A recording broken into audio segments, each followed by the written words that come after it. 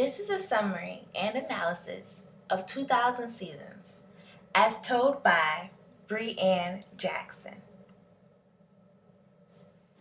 The book begins with a lyrical prologue spoken by who we can assume is the historian of the village. He uses a metaphor of the river and the desert. The river represents life and the desert represents death. This is said to establish the purpose of the novel, which is to retell the story of Africa, from the moment in history when the people first abandoned the way to the coming of the Europeans at the end of the 19th century. 2000 Seasons represents the numerous amounts of years Africans endured slavery. Virtually, 2000 seasons equates to 1,000 years. In chapter 1, a young girl named Anoa prophesies that there was an impending destruction of her people. The second voice that spoke through her urged them to reroute in order to avoid disaster. Her vision was not at first taken seriously, but soon the tribe learned.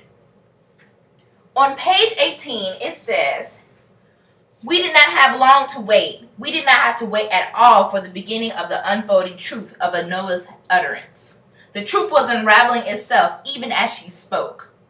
As for the guidance of the way, it was far, distant as the bones of our ancestors."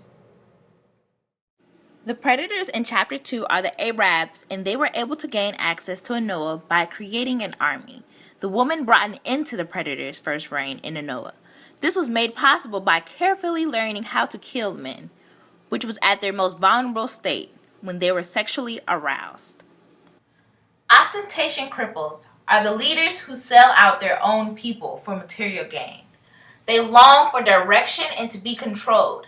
Zombies are those who follow whatever is being told to them. They are given materialistic things in exchange for their loyalty. They are brainwashed and do not think for their own.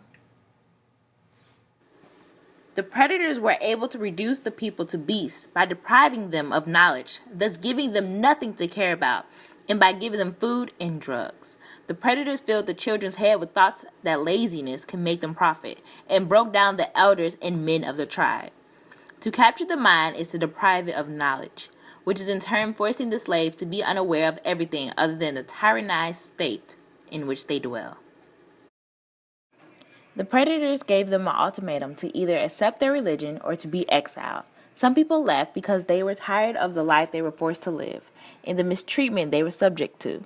They believed that in taking a risk by leaving, their life would be better.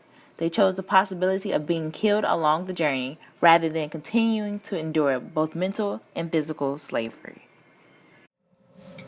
The way refers to three things: to reciprocate, wholeness, and balance.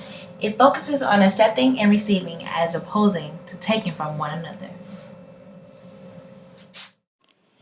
The group went through many trials and tribulations, but the biggest of them all was when the armed colonial European powers, otherwise known as the destroyers, came, with 5 demands.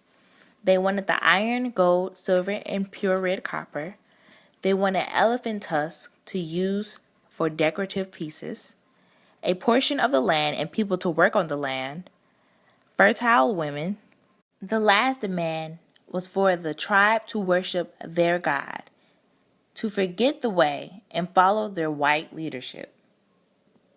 The king accepted these demands because he was promised riches and to be treated as though he were a white man. The final initiation, the Dance of Love, was by the 20 initiates. This served as the initiates' adjustment to adulthood, where 11 women chose which men they wanted to spend the rest of their lives with.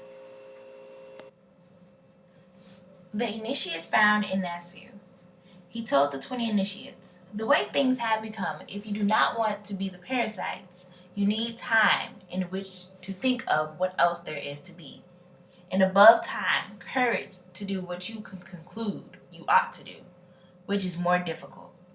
I believe Inasu is saying that the initiates should avoid becoming enslaved by the destroyers, that they have to come together and fight the destroyers.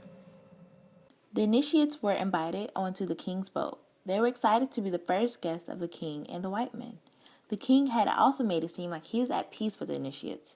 At the feast, the white men had them try on jewelry on their feet and hands, which was actually chains. Abina had a feeling that there was something off, but she chose to stick with the initiates anyway. To Abina, staying behind would have not mattered, because eventually she would have died either physically or emotionally at the hands of the white men. After a long journey and then being put onto a boat, the initiates were able to free themselves. They were able to grab the keys and to let themselves go, and throw the destroyers overboard and sail back to shore. Now in charge of their own destiny, the group had three different perspectives of their current situation. The first saw happiness in the current situation. The second had the call of the returning. The third said that they should wipe the world clean of the destroyers. The book follows the group that returned to Anoa, who discovered that they would spend their lives helping other people return to the way. A huge problem was that the zombies that the destroyers created still lived. The white man's takeover had affected the minds of the people. The cure was to create and embrace a new way. I believe that the meaning of the book was that us too can create a new way and go back to our roots. Amara is explaining that it is not too late to remember our ancestors' ways and adapt them in a modern day time.